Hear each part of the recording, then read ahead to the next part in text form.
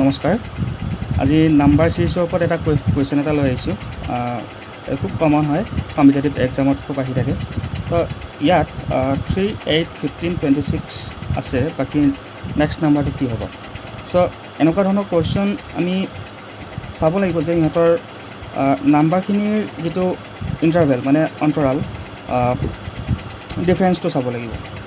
Suppose বোলে 3 আৰু 8 ইহঁতৰ যিটো ডিফাৰেঞ্চ হ'ব, 8 - 3 কৰিলে 5 আহিব।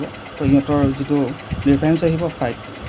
নেক্সট ইয়াৰ 7 আহিব, নেক্সট ইয়াৰ 11 আহিব।